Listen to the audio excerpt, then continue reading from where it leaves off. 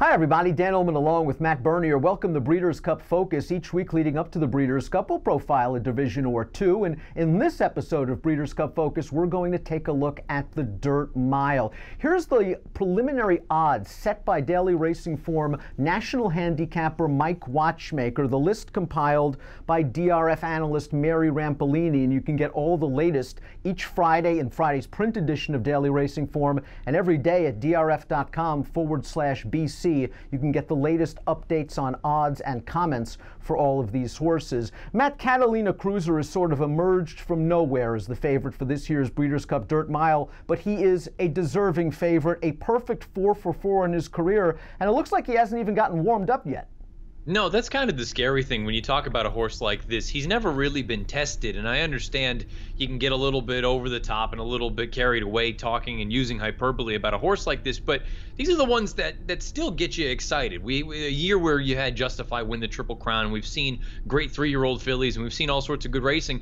You still get excited when you see horses like Catalina Cruiser, who knows what the ceiling is for him. We know what he's capable of already, but I think there's still a possibility that we haven't seen his best yet. Catalina Cruiser earned his spot in the Breeders' Cup Dirt Mile by virtue of this victory in the Grade 1 Pat O'Brien Stakes, a win and you're in. Now, the Pat O'Brien is at 7 furlongs, but don't worry about the mile. Catalina Cruiser has already won at a mile and a 16th, and here he is leaving in the wake of his brilliance last year's Breeders' Cup Dirt Mile winner, Battle of Midway in second, and Battle of Midway was coming off a long layoff. Yeah, and I guess that's the thing, that you need to take that race right there, I think, with a bit of a grain of salt, because you got Battle of Midway making his first start in what seems like forever, and really outside of those two there was nobody else in the field. We have a ton of defections and scratches, so you didn't really learn anything about him as far as battle tested is concerned in that race, and unfortunately you didn't learn a heck of a lot about him in the San Diego. So that's really the only concern for a horse like Catalina Cruiser. If you choose to be against him, I think the only way that you can look at him and say, I don't like him, is because he may or may not be battle tested. And what's going to happen when one of those horses that he just completely blows the doors off, what happens when these horses in the Dirt Mile, they don't go away? I want to know what's going to happen then. And he's going to have to ship for the first time. The Breeders' Cup, of course, at Churchill Downs, this horse based in Southern California, all 4 races in Southern California. City of Light really started off this year with a bang, and it kind of had a feeling that was going to happen after he won the Malibu last year as a 3-year-old. He won the Triple Bend sprinting. He won the Oaklawn handicap going 2 turns. Then they tried the Gold Cup at Santa Anita at a 1.25 miles, just a little bit too far. We expected a good effort last time out from City of Light, turning back to 7 furlongs in a Breeders' Cup Challenge Series race at Saratoga, the Forgo. And you and I were a little bit disappointed. We turn into the stretch, and City of Light's the number 8 on the outside, and coming up the rail with a perfect trip is Whitmore, who's also on this list, although Whitmore seems more like a sprinter than a true miler. Yeah, he certainly does. And as far as City of Light is concerned, I have to be honest, I don't think this was a poor effort, but you see how late he is to change leads, and that is not City of Light. City of Light's usually a very professional horse, and keep in mind, this was his first start off of a long layoff, and they were initially going to go to the Whitney with him, and they had to reroute to the Forgo because of a foot problem. When I hear foot problem and then I see that, something that he had never done in the past, he can certainly win a race like the Breeders' Cup Dirt Mile. There's no denying his talent. He's beaten Accelerate going 2 turns in the past. There's just a part of me that looks at it and says, boy, if that's the City of Light that shows up in the Dirt Mile, I'm not sure he's good enough. 5 consecutive triple-digit Beyer speed figures, however, for the lightly raced City of Light, who might have needed that race. You mentioned that was Plan B, the Forgo, and now we'll come into the Breeders' Cup Dirt Mile off of a prep in that sprint race. Whitmore did get the perfect trip to win the Forgo, saving ground, shooting up the rail, while City of Light lost ground. He'll start next in the Phoenix Stakes at Keeneland. He loves Keeneland. He likes Churchill Downs. He likes sprinting. He's 12 to 1 on Watchmaker's morning line, but again, I think the sprint seems like more of a reliable option.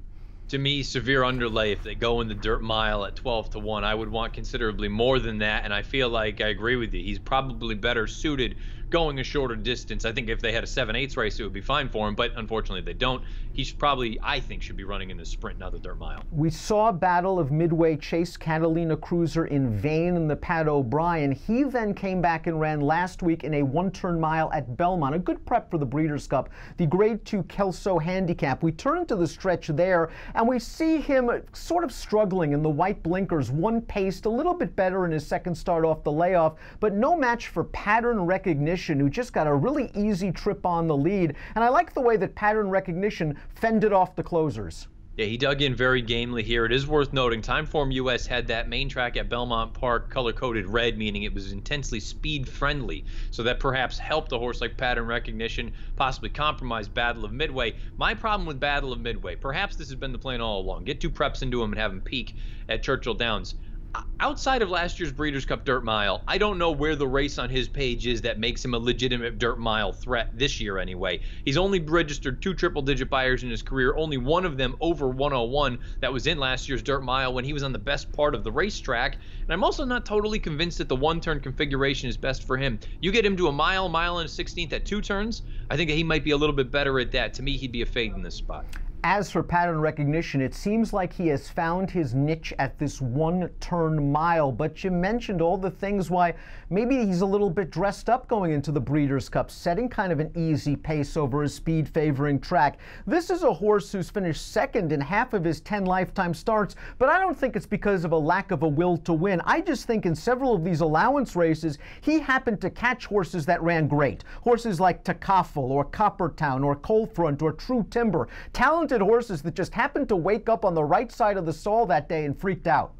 Yeah, I agree with you. This Pattern Recognition looks like he's a runner. There's a part of me that wonders, has he shown and proven enough that the Breeders' Cup is a logical sort of stepping stone at this point, or is he better suited to be sort of put away for a little while and bring him back in a race like the Cigar Mile to round out the year at Naira with the Grade 1? There's just a part of me that does wonder, does he necessarily class up at this point anyway to these likes? Second choice on the Watchmaker morning line, Mind Your Biscuits, runs this Saturday in the Lucas Classic at Churchill Downs, going a mile and an eighth. Something tells me if he runs well, very well in that race, trainer Chad Summers will go to the Breeders' Cup Classic. We know he can sprint. We know a mile is within his scope. He still has to prove distance. So the Dirt Mile, one of 3 Breeders' Cup races for Mind Your Biscuits. But as for right now, Catalina Cruiser, the 2-to-1 preliminary favorite from Daily Racing Form National Handicapper Mike Watchmaker. Head on over to drf.com/BC for the latest news and notes from every division